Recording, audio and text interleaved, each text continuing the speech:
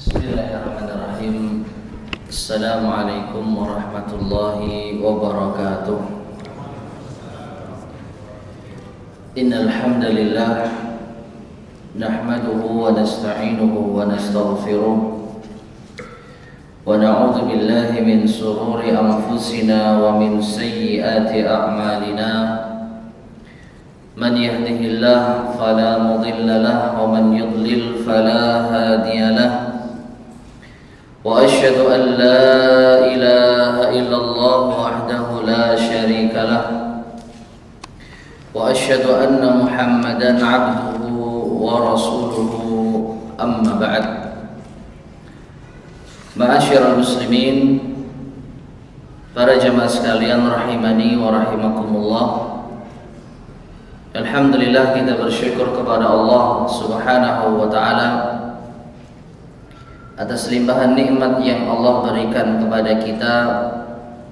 Kita masih diperkenankan untuk melanjutkan kembali kajian kita, meneruskan pembahasan dari kitab Tadhkiratus Sami' wal Mutakallim fi Adabil Alim wal Muta'allim.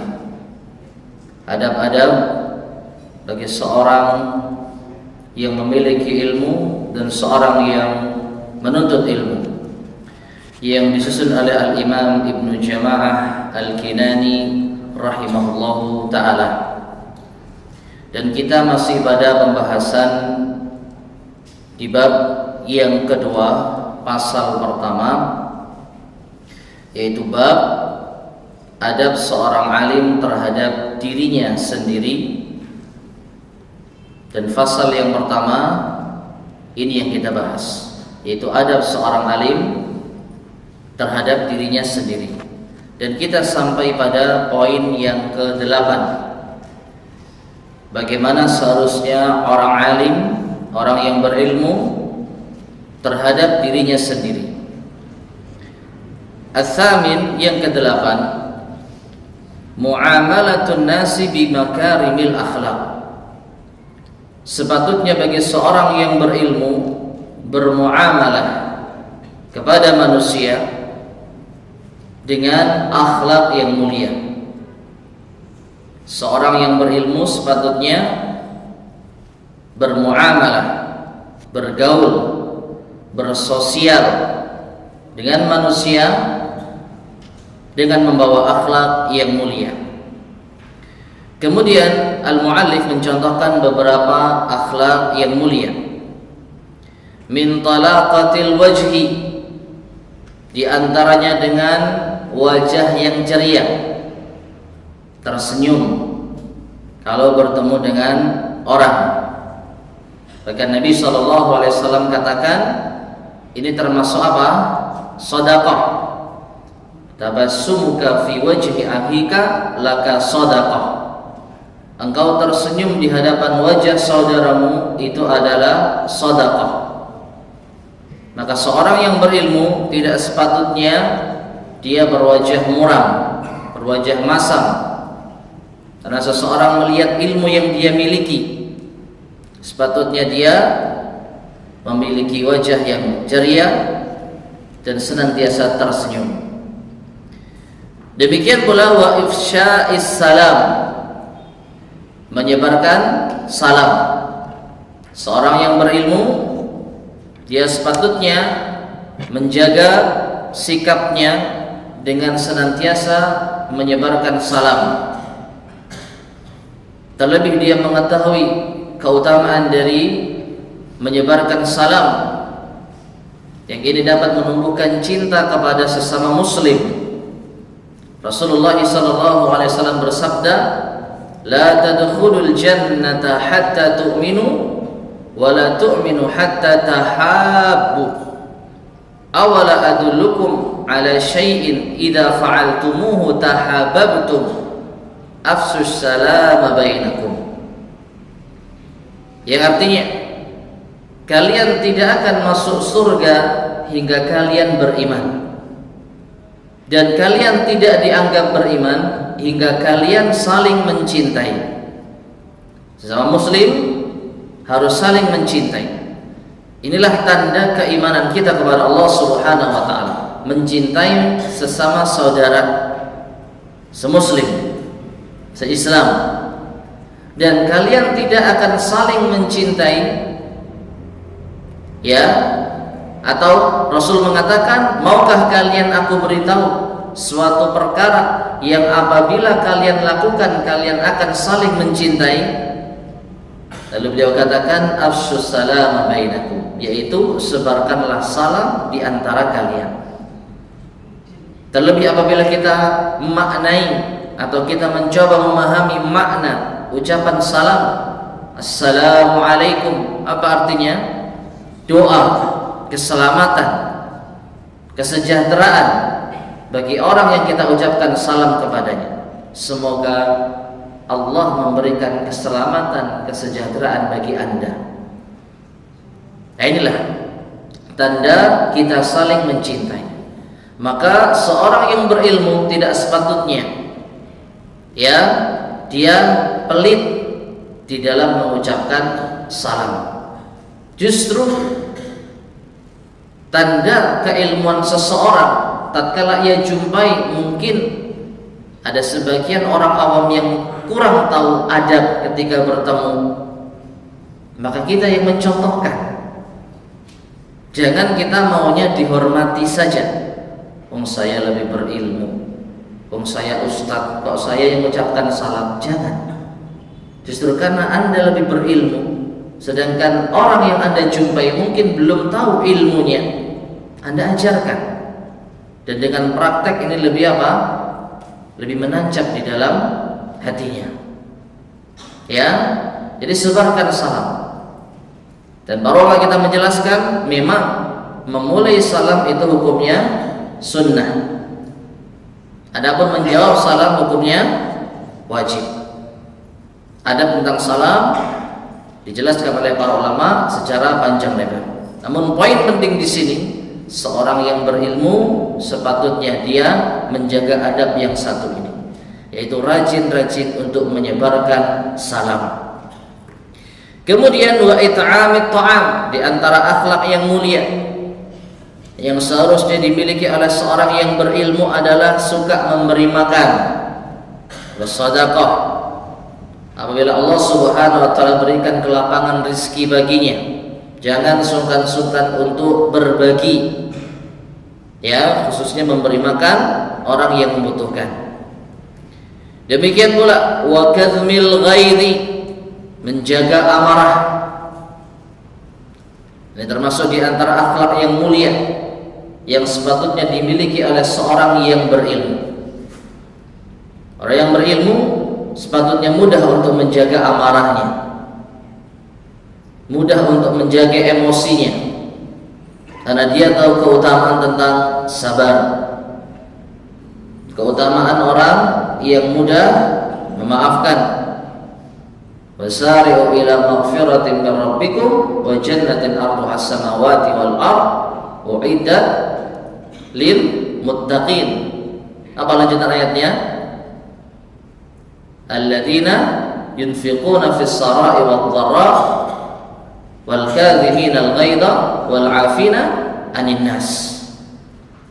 Nah ini, bersegeralah menuju ampunan dari Rabb kalian dan bersegeralah menuju surga yang luasnya seluas langit dan bumi, yang dijanjikan bagi orang-orang yang bertakwa, yaitu mereka yang berinfak dikala lapang maupun sempit, dan mereka yang mudah meredam amarah, dan mereka yang mudah memaafkan manusia.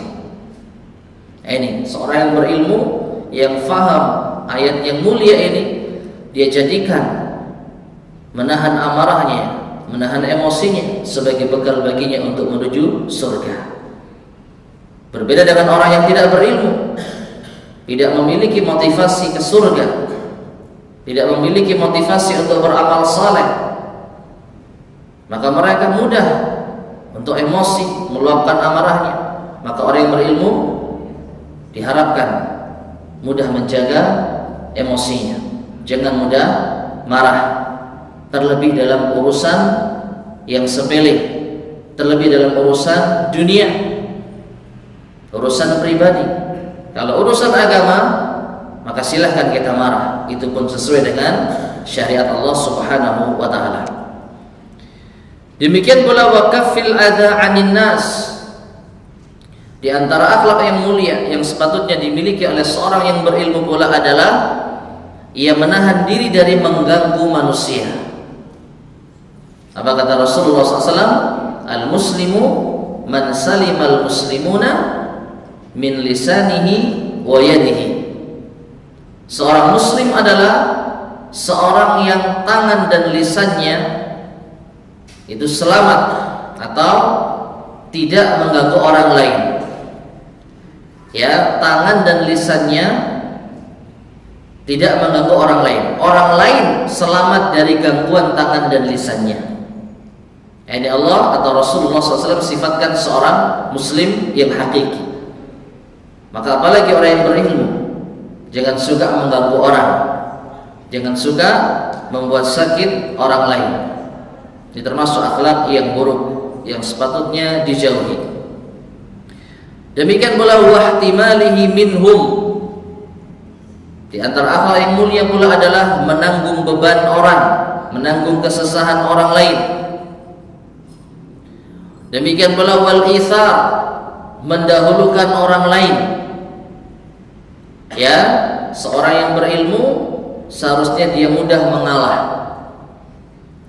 Seharusnya dia mudah untuk mendahulukan orang lain. Dan sebaliknya watarkil isti'thar, dia harusnya meninggalkan keinginan untuk didahulukan.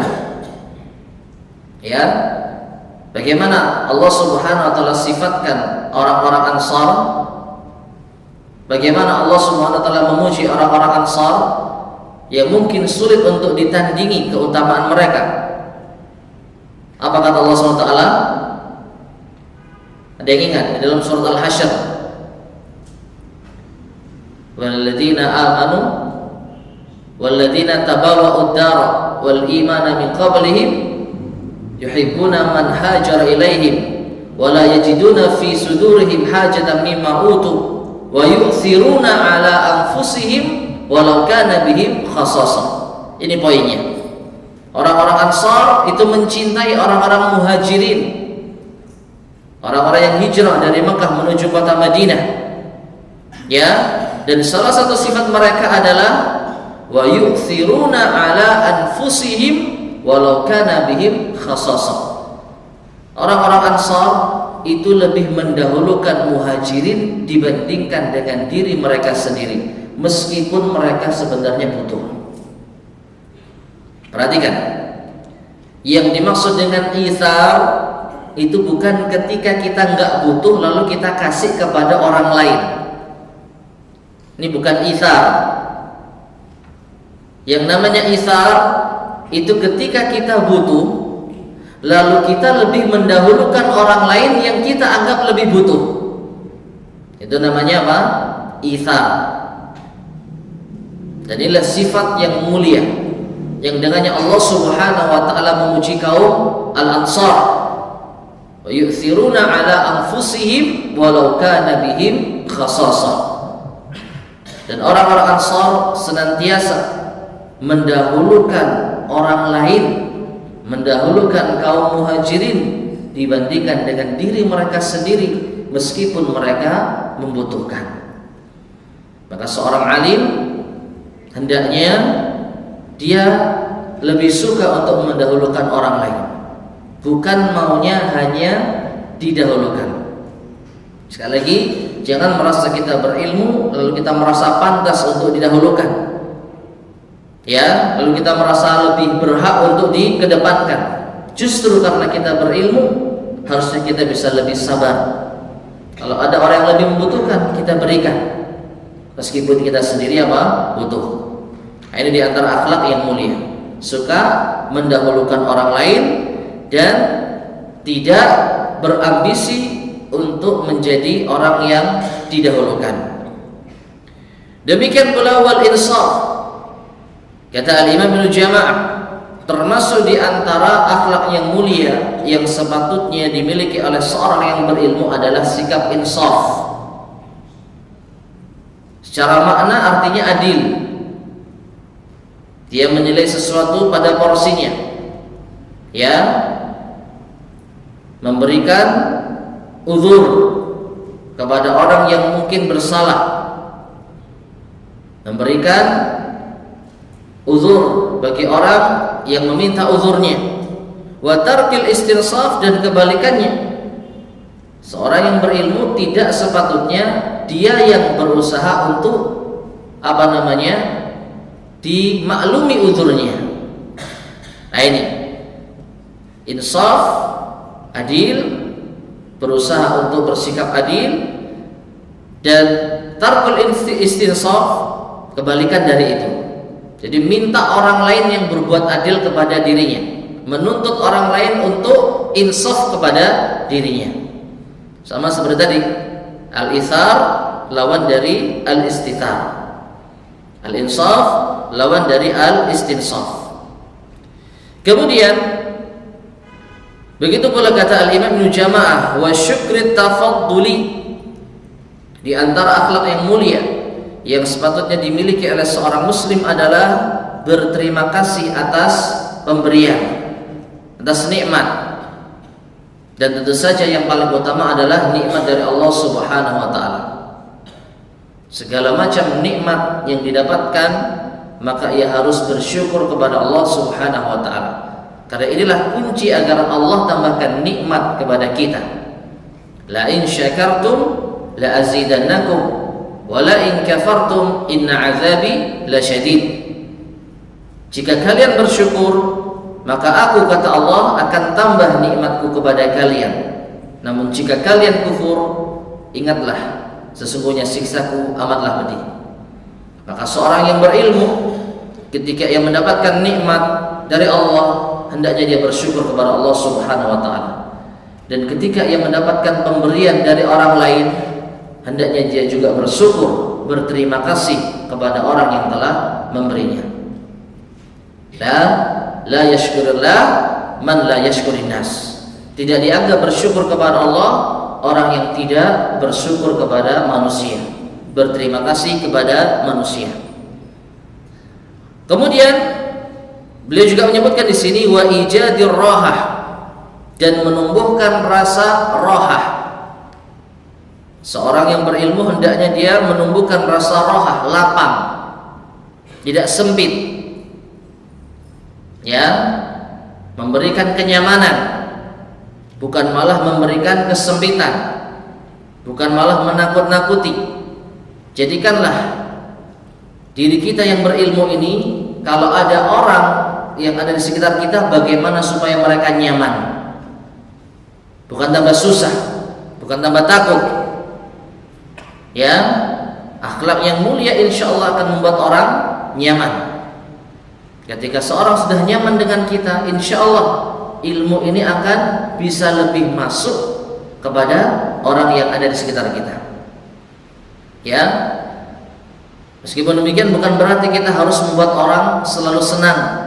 Ada kalanya nasihat itu menyakitkan, ada kalanya nasihat itu pahit.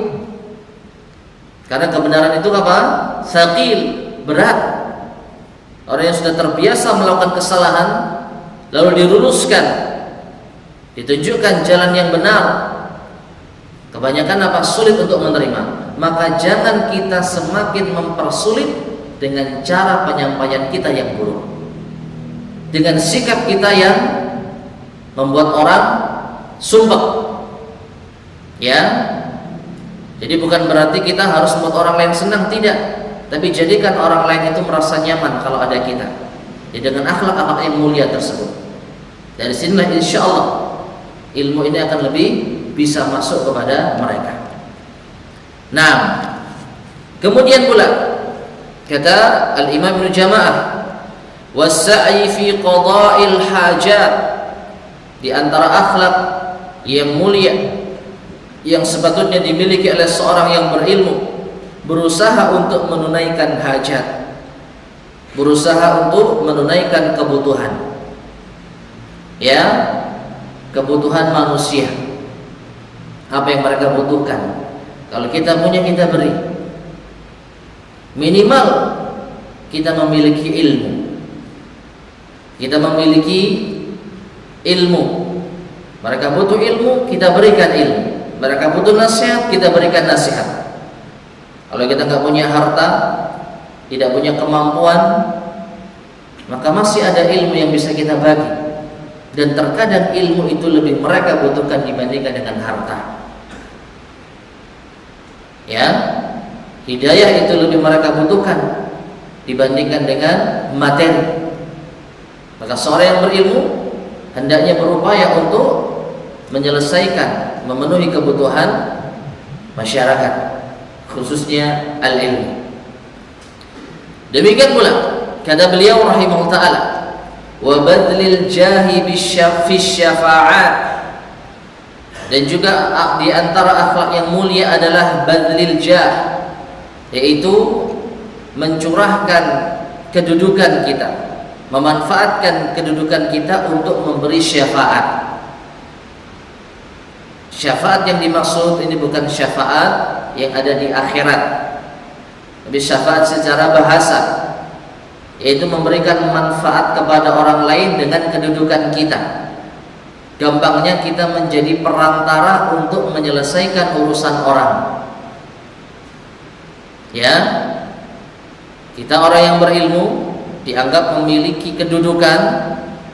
Lalu ada orang yang sedang bersengketa, butuh kedudukan kita untuk menyelesaikan urusannya, maka bantulah. Kalau dia yang menghadapi sendiri mungkin akan kalah, atau mungkin dia akan sulit untuk menyelesaikannya, maka kita bantu dengan kedudukan kita. Karena kita orang yang dipercaya masyarakat misalnya, dianggap berilmu, lalu kita memberikan manfaat dari kedudukan kita untuk menyelesaikan urusan orang lain. Nah, ini namanya apa? Asy-syafa'ah. Kalau kita memiliki kedudukan, dan kedudukan yang kita miliki ini mampu untuk memberikan manfaat kepada orang lain dengan cara yang hak tentunya, bukan dengan cara yang batil, bukan untuk merampas hak orang, maka lakukan. Karena ini termasuk di antara al-akhlaq al-karimah. Demikian pula di antara al-akhlaq al-karimah, akhlak yang mulia yang sepatutnya dimiliki oleh seorang yang berilmu, wa talattufi bil fuqara, berlemah lembut kepada orang fakir. Ya, apalagi kita yang memiliki ilmu dan materi. Allah karuniakan kita ilmu dan materi. Jangan menjadikan kita orang yang sombong.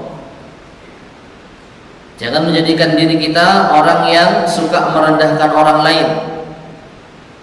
Orang-orang fakir butuh santunan kita. Minimal kita berlemah lembut kepada mereka, tidak semena-mena terhadap mereka, tidak pilih kasih. Makanya Rasulullah SAW mengatakan apa? Dalam suatu hadis yang maknanya seburuk-buruk makanan apa? Adalah yang bisanya hanya diundang orang-orang kaya. Nah, ini seburuk-buruk makanan adalah yang di dalam undangan itu hanya diundang orang-orang kaya. Contohnya walimah misalnya, mengadakan resepsi pernikahan. Maka makanan yang kita hidangkan untuk walimah, ya, bisa menjadi makanan terburuk. Ini kita bukan mencela makanan, tapi Rasul yang mensifati. Apabila kita hanya mengundang orang-orang yang kaya saja, kita tinggalkan orang-orang fakir. Ada saatnya orang-orang fakir mungkin bisa mencicipi makanan yang lebih nikmat, yang lebih lezat. Maka dengan cara kita berbagi kepada mereka, insya Allah ini termasuk di antara bentuk at-talattuf, yaitu berlemah lembut kepada al-fuqara. dengan orang-orang yang fakir. Jangan semena-mena, jangan sombong kepada mereka. Demikian pula wa tahabbubi ilal jirani wal aqriba, di antara akhlak mulia yang sepatutnya dimiliki oleh seorang yang berilmu, yaitu at-tahabbub, mencintai al-jiran, tetangga, wal aqriba, dan kerabat, yaitu saudara-saudara yang masih ada ikatan kekerabatan. Ya, Rasulullah SAW berpesan atau mengatakan, mazal Jibril yusini bil jar hatta dhanantu annahu sayuwarrithu. Saking pentingnya kedudukan tangga. Apa kata Rasulullah SAW? Mazal Jibril yusini bil jar. Malaikat Jibril senantiasa berwasiat kepadaku untuk berbuat baik kepada tetangga. Hatta dhanantu annahu sayuwarrithu, sampai aku mengira, kata Rasul sallallahu alaihi wasallam, tetangga itu akan menjadi ahli apa? Waris. Saking seringnya Jibril ini memberikan wasiat untuk berbuat baik kepada tetangga, sampai Nabi mengira, apakah tetangga ini akan menjadi ahli waris? Kok sampai segininya malaikat Jibril berwasiat kepadaku untuk berbuat baik kepada tetangga? Maka orang yang berilmu, dia tahu hak-hak tetangga. Tidak sepatutnya orang yang berilmu acuh tak acuh kepada tetangga, tidak tahu keadaan tetangganya, tidak peduli dengan urusan tetangganya. Bahkan na'udzubillah, justru jangan sampai seorang alim, seorang yang berilmu mengganggu tetangganya. Ya, dalam satu hadis Rasulullah SAW ditanya tentang seorang wanita yang dia beribadah, mengerjakan sholat wajib, puasa wajib, plus sholat sunnah dan puasa sunnah. Tasumun nahar wa tusallil lail. Seorang wanita yang suka mengerjakan sholat malam dan berpuasa di siang harinya, akan tetapi lisannya suka mengganggu tetangga. Apa kata Nabi SAW? La khayra fiha innaha min ahlin nar. Na'udzubillahi min dzalik. Tidak ada kebaikan bagi orang itu karena dia termasuk di antara ahli neraka. Ya ini. Ya, maka lisan ini bahaya sekali, apalagi kepada tetangga. Menyakiti orang lain dengan lisan kita, sesama muslim, ini berdosa, apalagi kepada tetangga. Maka orang yang berilmu, dia harus tahu bagaimana seharusnya berbuat baik kepada tetangga. Jangan justru menggolimi tetangga dengan lisan maupun perbuatannya. Demikian pula di antara adab atau akhlak seorang yang berilmu, warifqi bit talabah, hendaknya dia lemah lembut kepada murid-muridnya. Ini seorang ustaz, seorang guru, seorang pendidik, seorang pengajar, dia harus memiliki sifat lembut kepada murid-muridnya. Lihatlah Rasulullah SAW, tidak pernah sama sekali beliau kasar kepada para sahabatnya. Beliau senantiasa bersikap lembut kepada para sahabatnya, kepada orang-orang yang menuntut ilmu kepada beliau sallallahu alaihi wasallam.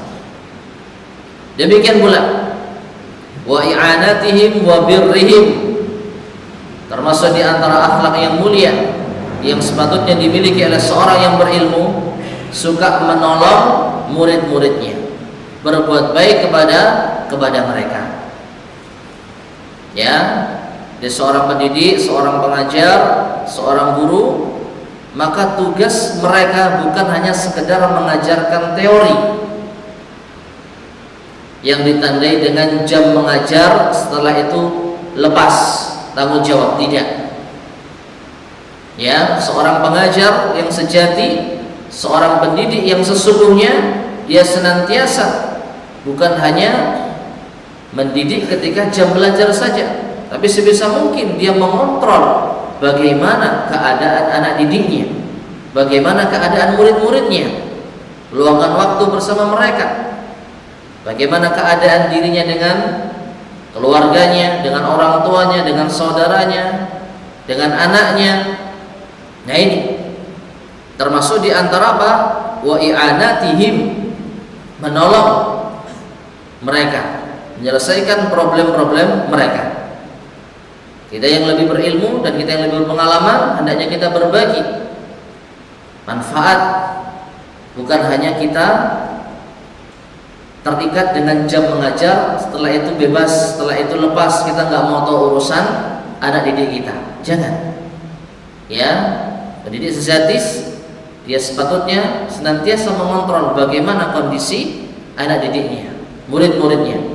Apakah dia faham dengan apa yang diajarkan? Apakah dia menemui kesulitan di dalam pengajaran? Kalau punya masalah, mungkinkah masalah itu bisa kita selesaikan? Yang mungkin ini mempengaruhi prestasinya, mempengaruhi semangat belajarnya, kita tanyakan kondisinya. Nah, ini ya, adalah seorang pendidik sejati, seorang yang mengajarkan al-ilmu, khususnya ilmu agama. Kama sayati insyaallah taala, sebagaimana yang akan datang perinciannya insyaallah taala. Nah, jadi ini diantara penjelasan dari Al-Imam Ibnu Jama'ah tentang keindahan akhlak yang sepatutnya dimiliki oleh seorang yang berilmu. Pancaran akhlak dari seorang yang berilmu. Kemudian berikutnya beliau mengatakan di sini, wa idza ra'a man la yuqimu salatahu, maka seorang yang berilmu apabila melihat orang yang tidak menyempurnakan salatnya, tidak menegakkan salatnya, au taharatahu, atau tidak sempurna di dalam bersuci, au syai'an minal wajibati alaihi, atau sesuatu yang merupakan kewajiban baginya. Jadi seorang yang berilmu ketika melihat sesuatu yang salah, sesuatu yang wajib lalu ditinggalkan oleh orang, arsyadahu bitalattufin wa rifqin, maka hendaknya ia berikan pengarahan, berikan pengajaran, berikan petunjuk dengan lemah lembut, ya, dengan ramah dan lemah lembut. Kama fa'ala Rasulullah sallallahu alaihi wasallam ma'al a'rabi, sebagaimana yang dilakukan oleh Rasulullah sallallahu alaihi wasallam kepada seorang Arab Badui, alladzi bala fil masjid, yang ia kencing di dalam masjid, ya, wa ma'a Muawiyah ibn al-Hakami lamma takallama fi shalat. Demikian pula apa yang Nabi sallallahu alaihi wasallam lakukan kepada sahabat Muawiyah bin al-Hakam ketika ia berbicara di dalam salatnya. Ma'asyar muslimin rahimani wa rahimakumullah. Di sini al-muallif al-Imam Ibnu Jama'ah rahimahullah taala membawakan dua contoh pengajaran Rasulullah sallallahu alaihi wasallam yang dihiasi dengan pancaran akhlak mulia. Yang pertama, ketika beliau meluruskan kesalahan orang Arab Badui yang kencing di masjid. Hadisnya sahih, diriwayatkan oleh Al-Bukhari dan Muslim. Hadis yang cukup tenar dan sering kita dengar. Itu suatu ketika ada seorang Arab Badui yang kencing di dalam masjid. Maka para sahabat serentak mengingkarinya dengan keras. Ini membuktikan bahwasanya mereka semangat di dalam ingkarul munkar. Mereka ingin menjaga kebersihan dan kesucian masjid. Niat mereka tidak salah, namun cara mereka yang diluruskan oleh Rasulullah sallallahu alaihi wasallam. Lihatlah bagaimana Nabi SAW memberikan pengarahan. Beliau katakan, la tazrumu da'u, jangan kalian hardik, biarkan dia dulu, biarkan dia selesaikan kencingnya, ya, sampai tuntas. Nah, setelah itu Nabi perintahkan untuk apa? Untuk membawakan yaitu satu timba, lalu diguyurkan ke daerah yang di situ dikencingi oleh Arab Badui tadi. Lalu Nabi ajarkan dengan lemah lembut, sesungguhnya masjid ini adalah rumah Allah yang tidak boleh kita nodai dengan najis. Nah ini, ya, jadi subhanallah, ini adalah akhlak yang sangat mulia. Orang Arab Badui dia tidak tahu adab. Nah, para sahabat tidak memandang itu. Mereka memandang ini kemungkaran yang harus segera diselesaikan, yang harus segera diingkari, dicegah. Dan para ulama kita menyebutkan bahwasanya lemah lembutnya Nabi SAW itu berdampak positif pada dua perkara. Yang pertama, pada kemaslahatan masjid. Bisa kita bayangkan kalau diusir saat itu, maka najisnya tidak akan menjadi di suatu tempat. Najisnya akan tercecer di mana-mana. Bersihkannya lebih apa? Sulit. Nah ini. Jadi lebih memandang yang pertama dari sisi kebersihan masjid. Biarkan masjid itu terpusatkan, biarkan najis itu terpusatkan di satu tempat, nanti akan membersihkannya lebih mudah. Ini yang pertama. Yang kedua adalah menegur dengan cara yang baik. Para sahabat mereka intinya sama, ingin agar orang Arab Badui ini menghentikan perbuatannya supaya tidak kencing lagi di masjid. Tapi cara mereka yang apa? Yang kurang tepat. Maka di sini perlu kita perhatikan, ma'asyar muslimin rahimani wa rahimakumullah, khususnya bagi kita yang sering berada di masjid, kita dianggap berilmu, ya, jangan sampai kita menjadi sebab orang lari dari masjid gara-gara kita. Banyak orang-orang yang mereka belum tahu adab bagaimana seharusnya di masjid.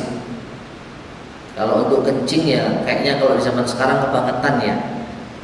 Ya, kayaknya sekarang kebangetan kalau kencing di pojok masjid, kecuali orang gila, beda lagi. Kalau orang waras insya Allah tidak. Tapi adab-adab yang lain yang mereka mungkin kurang faham. Ya, mungkin di antara mereka ada yang tidak menjaga menutup auratnya. Mungkin mereka baru belajar untuk sholat. Mbak-mbak ini misalnya baru belajar untuk sholat, datang ke masjid dalam keadaan tidak berjilbab. Nah ini, jangan serta-merta kita langsung memarahi. Berikan pengertian, nasihat yang baik. Nah ini, demikian pula orang yang keliru dalam suatu urusan, misalnya masuk ke kamar mandi yang di situ tempatnya wanita, padahal dia laki-laki. Ketika kita lihat, jangan kita serta-merta langsung membentaknya. Barangkali dia nggak tahu kalau ini tempatnya wanita. Ya, pernah suatu ketika terjadi orang yang tidak tahu mana tempat wanita, mana tempat laki-laki. Dia istirahat di suatu perjalanan, di suatu masjid. Dia letakkan barang dagangannya, lalu dia masuk ke tempat wudu wanita. Lalu tiba-tiba dibentak oleh pengurus masjid. Kamu nggak tahu ini tempatnya wanita, laki-laki di sana. Dia mengatakan, maaf saya nggak lihat pak. Tapi terus diomeli sampai akhirnya apa? Dia meninggalkan masjid tersebut. Padahal dia niatnya apa? Mau sholat, mau ambil wudu, mau sholat. Nah ini terhadap anak-anak juga demikian. Jangan sampai kita menjadi sebab mereka benci kepada masjid gara-gara kita. Maka butuh kesabaran. Ini contoh yang pertama. Contoh yang kedua adalah bagaimana pancaran akhlak mulia dari Nabi Sallallahu Alaihi Wasallam terhadap sahabat Muawiyah bin Al-Hakam yang tertera di dalam Sahih Muslim, hadis yang sangat panjang. Yang intinya di situ bahwasanya Muawiyah bin Al-Hakam berbicara ketika sholat. Berbicara ketika sholat. Maka kita kalau ada orang yang berbicara ketika sholat, pasti kita akan merasa orang ini kok nggak tahu adab sih, sholat kok bicara. Apalagi di zaman sekarang, bisa dikatakan mustahil orang yang sehat, akalnya tidak terganggu, bicara ketika sholat. Dewasa, kalau anak-anak urusan lain, ini dewasa. Tapi Nabi SAW tidak menghardiknya. Tapi beliau justru mengatakan apa? Inna hadhihi shalah la yaslu fiha syai'un min kalamin nas. Innama huwa tasbih wa takbir wa qiraatul Quran. Sesungguhnya salat itu bukan tempatnya bicara, ucapan manusia. Salat itu isinya adalah tasbih, takbir dan baca Quran. Nah ini nasihat Nabi SAW yang dengannya bisa berbekas kepada sahabat yang mulia Muawiyah bin Al-Hakam. Maka kita sebagai seorang yang berilmu, ma'asyar muslimin rahimani wa rahimakumullah, dari kedua minimal, dari kedua apa yang dilakukan oleh Nabi SAW mengajarkan kepada kita sikap jangan tergesa-gesa di dalam menghukumi sesuatu. Boleh jadi kemungkaran yang kita lihat di hadapan kita mungkar besar, tapi apakah kita sudah tanya penyebabnya? Mengapa Anda melakukan hal ini? Mohon maaf, jangan melakukan ini di sini dengan cara yang baik, dengan cara yang santun. Makanya Nabi SAW mengatakan apa? Basyiru wala tu'assiru, yassiru wala tu'assiru, basyiru wala tunaffiru. Berilah kabar gembira atau permudahlah, jangan persulit, dan berilah kabar gembira, jangan membuat orang lari. Sekali lagi, kebenaran itu berat bagi orang yang terbiasa melakukan kesalahan. Maka jangan kita perberat dengan cara kita yang salah, yang keras, yang kaku di dalam menyampaikan kebenaran. Ini termasuk di antara akhlak mulia yang sepatutnya dimiliki oleh seorang yang berilmu. Taib. Berikutnya ma'asyar muslimin rahimani wa rahimakumullah. At-tasik. Poin yang ke-9. Di antara hal yang sepatutnya dimiliki oleh seorang yang berilmu terhadap dirinya sendiri, yaitu an yutahhira batinahu wa zahirahu minal akhlaqir radiyah wa ya'muruhu bil akhlaqir radiyah. Yaitu sepatutnya orang yang berilmu mensucikan batinnya dan lahirnya. Mensucikan lahir dan batin. Batin yang tersembunyi di dalam hati, lahir yang tampak di dalam perbuatan kita maupun lisan kita. Mensucikan lahir dan batin dari akhlak yang rendah, dan hendaknya ia makmurkan lahir dan batinnya dengan akhlak yang diridhai. Ma'asyarul muslimin rahimani wa rahimakumullah, bisa kita katakan poin yang ke-9 ini penegasan dari poin sebelumnya. Sebenarnya sudah cukup terwakili akhlak-akhlak mulia yang sepatutnya dimiliki oleh seorang yang berilmu, sudah cukup. Tapi di sini Al-Imam Ibnu Jama'ah ingin menekankan lagi, di samping Anda menjaga akhlak yang mulia, Anda harus menjauhi akhlak yang buruk, akhlak yang rendah. Faminal akhlaqir radiyah, dan di antara akhlak yang rendah yang sepatutnya dijauhi oleh seorang yang berilmu yaitu al-ghil wal hasad. Al-ghil wal hasad. Apa al-ghil dan apa al-hasad? Secara bahasa tidak ada perbedaan yang cukup mencolok. Sama-sama sering diartikan dengan iri dan dengki. Al-ghil maupun al-hasad sering diartikan dengan iri dan dengki. Allah Subhanahu wa taala berfirman misalnya di dalam surat Al-Hasyr, lanjutan dari ayat yang tadi kita baca, walladzina ja'u min ba'dihim yaquluna rabbana ighfir lana wa li ikhwanina alladzina sabaquna bil iman wa la taj'al fi qulubina ghillan lil ladzina amanu rabbana innaka antal wahhab. Ya, dan orang-orang yang datang setelah mereka, setelah Muhajirin dan Ansar, tabi'in, tabi'in sampai pun kita. Ya, mereka mengatakan apa? Walladzina ja'u min ba'dihim yaquluna rabbana ighfir lana. Wahai Tuhan kami, ampunilah dosa-dosa kami dan dosa saudara-saudara kami yang lebih dahulu beriman ketimbang kami. Dan janganlah ya Allah Engkau jadikan ghillan, diri kami memiliki kedengkian atas orang-orang yang beriman. Maka orang yang berilmu jangan mudah memiliki iri dan dengki. Meskipun sebagian para ulama atau para ulama kita menjelaskan ada perbedaan sedikit antara ghil dengan al-hasad. Ya, secara bahasa ghil itu artinya menyembunyikan sesuatu, ghulul, menyembunyikan harta rampasan perang sebelum waktunya dibagi. Kalau terkait dengan masalah kedengkian, menyembunyikan perasaan benci kepada orang lain. Ya, tidak suka kalau orang lain itu mendapatkan nikmat. Ini namanya ghil atau al-hiqd, iri. Meskipun apa? Belum tentu dia menginginkan nikmat itu hilang dari saudaranya.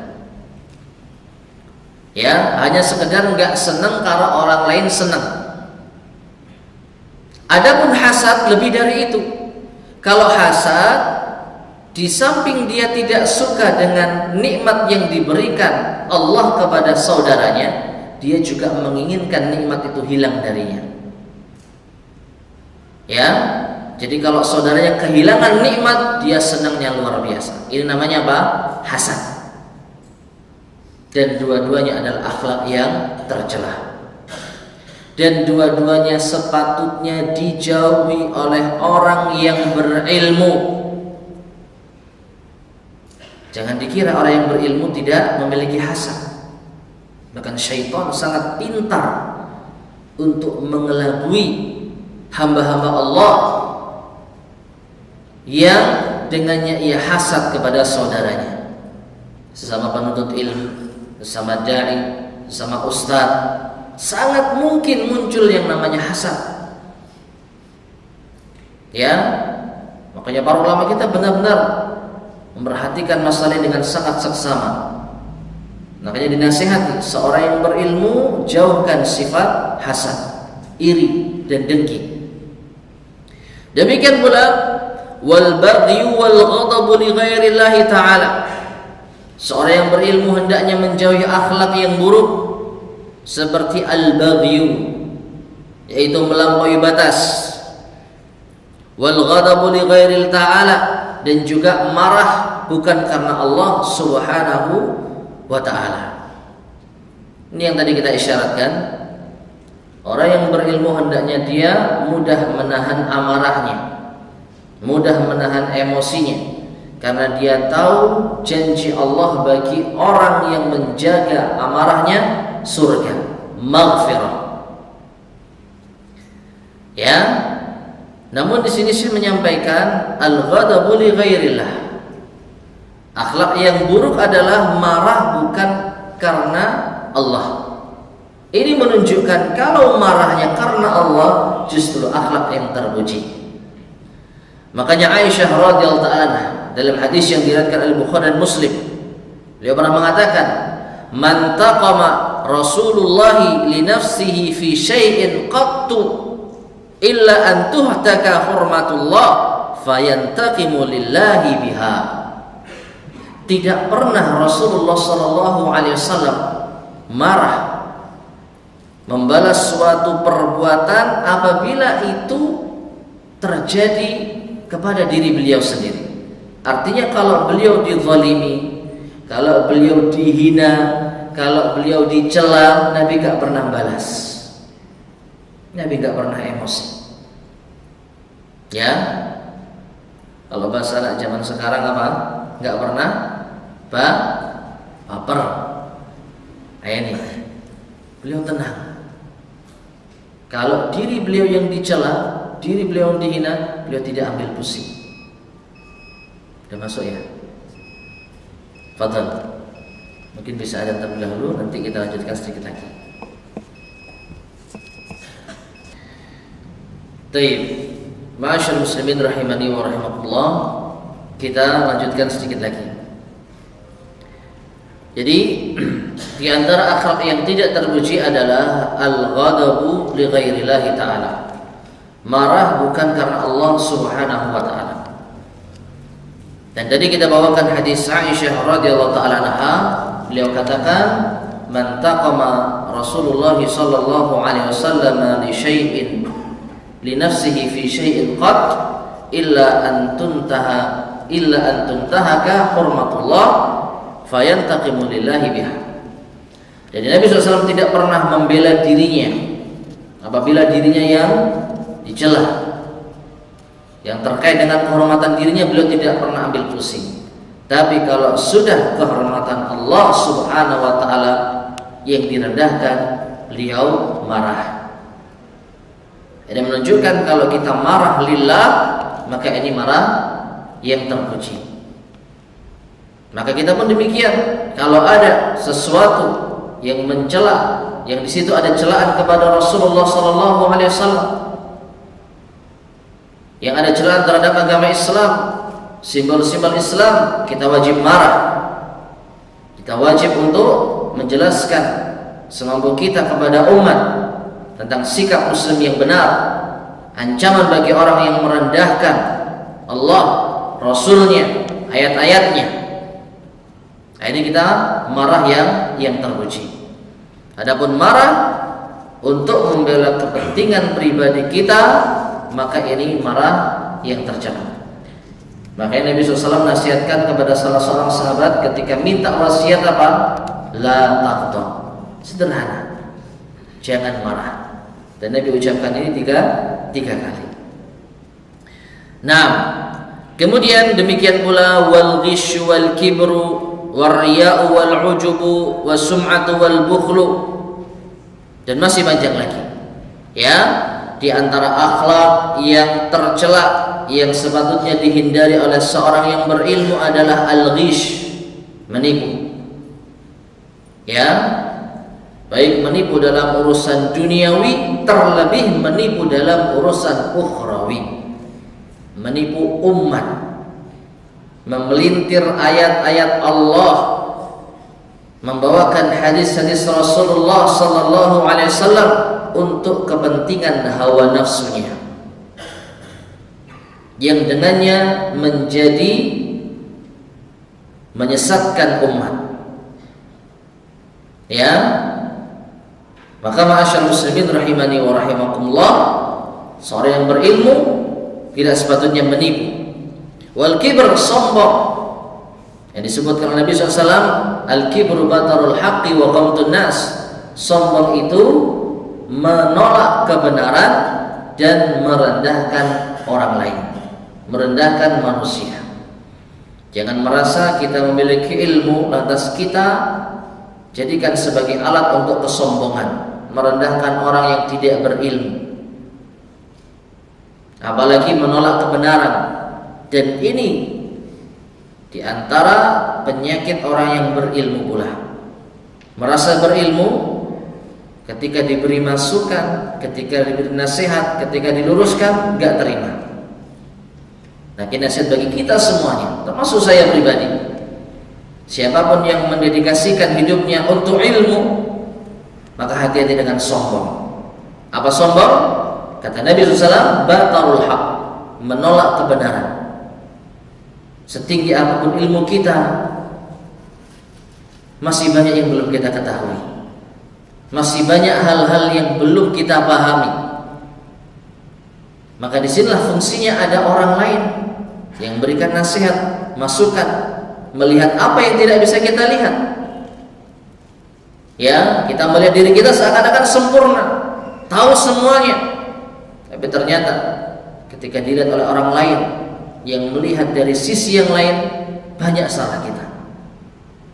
Ya, maka seorang yang berilmu sepatutnya dia mudah menerima nasihat, bukan justru meremehkan orang lain, menolak kebenaran.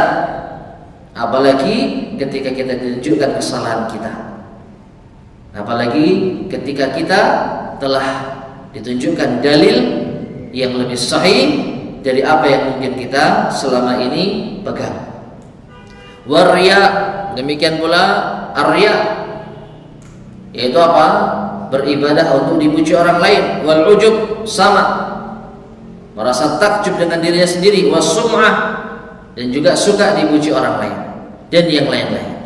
Dan masih banyak lagi, ma'asyar muslimin rahimani wa rahimakumullah, contoh-contoh akhlak yang tercela, yang tidak sepatutnya dimiliki oleh seorang yang berilmu. Dan apabila seorang yang berilmu ternyata jatuh pada salah satu akhlak-akhlak yang disebutkan di sini, maka sepatutnya dia segera bertaubat, introspeksi diri. Memang kita manusia yang banyak salahnya, tidak sempurna, namun bukan berarti kita terus menerus di dalam kesalahan. Sekali lagi kita butuh nasihat. Setinggi apapun ilmu seorang butuh nasihat, butuh orang lain yang meluruskannya. Maka kita manfaatkan. Justru inilah bentuk rasa sayang orang lain kepada kita. Ma'asyarul muslimin rahimani wa rahmatullah. Insyaallah mungkin akan kita ulangi lagi poin yang ke-9 ini, ya, dari awal pada pertemuan berikutnya biidznillah subhanahu wa ta'ala. Wallahu ta'ala alam bissawab. Tapi di sini ada beberapa pertanyaan.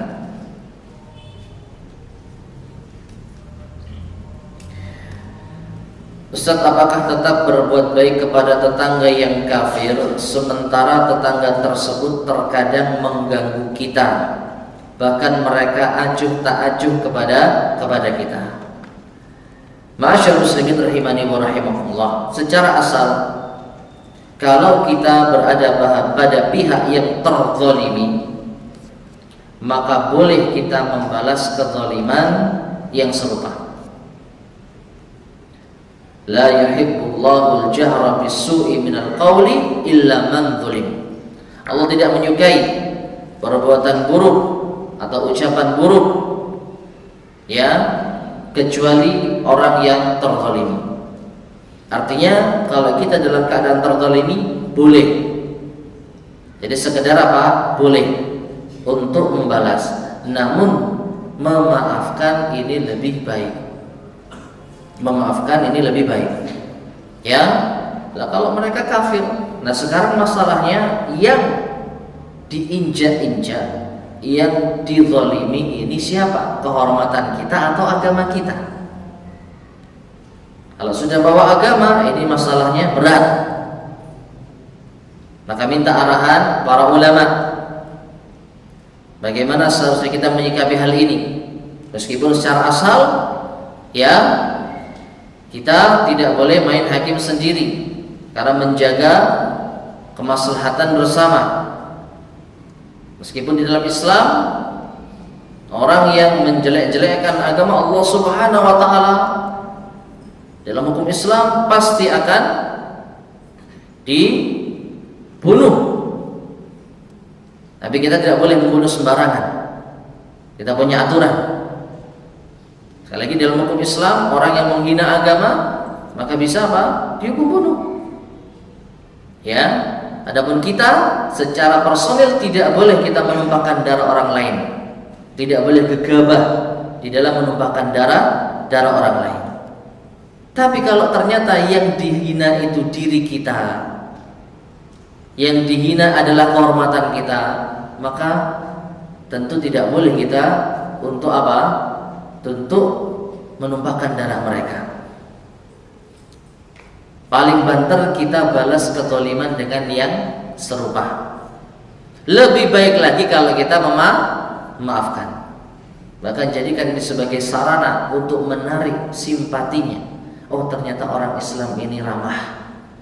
Ternyata orang Islam ini sabar. Ternyata orang Islam ini orang yang pemurah, tidak pendendam. Masya Allah.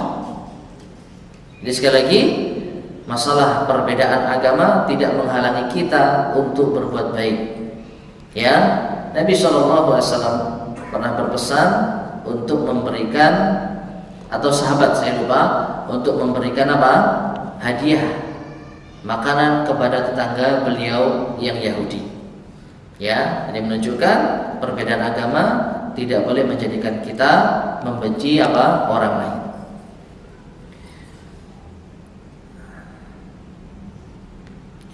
Bagaimana saat kuliah ada dosen yang mengajar dengan tidak jelas, seenaknya, dan banyak sepertinya melanggar hak-hak mahasiswa? Bagaimana sikap kita? Bukankah ada badan tersendiri yang mengurusi masalah ini? Apa itu namanya? Kode etik dosen atau apa gitu? Saya nggak tahu.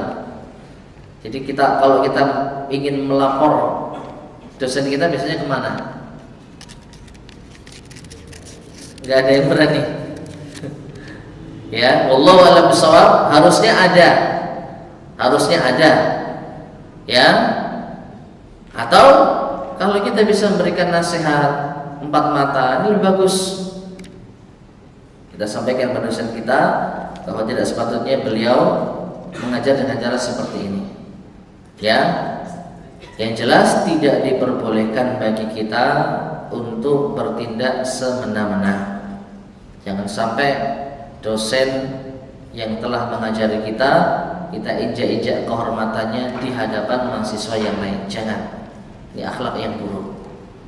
Ya, nasihati dengan cara yang baik atau laporkan kepada pihak yang berwenang. Bagaimana bila memiliki suatu ilmu kemudian seseorang meminta untuk kita mengajarinya, kemudian kita menyanggupi dengan meminta imbalan tertentu, apakah boleh? Wallahu a'lam bishawab, boleh. Ya, diperbolehkan.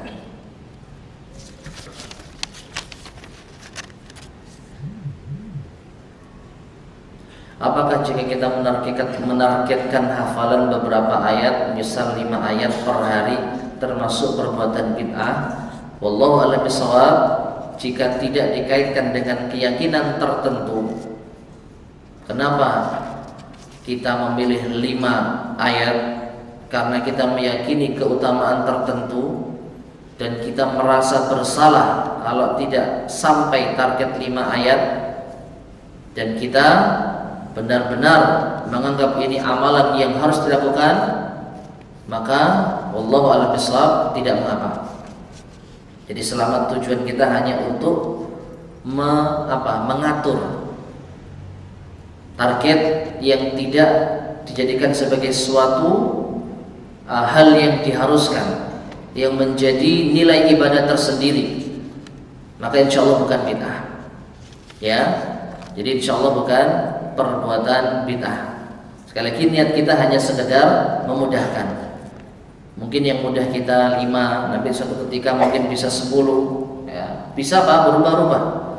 Tapi kalau sudah mengharuskan 5 ayat, tidak lebih tidak kurang, dan kalau sampai ketinggalan, nggak sampai 5 ayat merasa berdosa, maka dia sudah menjadikan 5 ayat sebagai suatu bentuk ibadah tersendiri.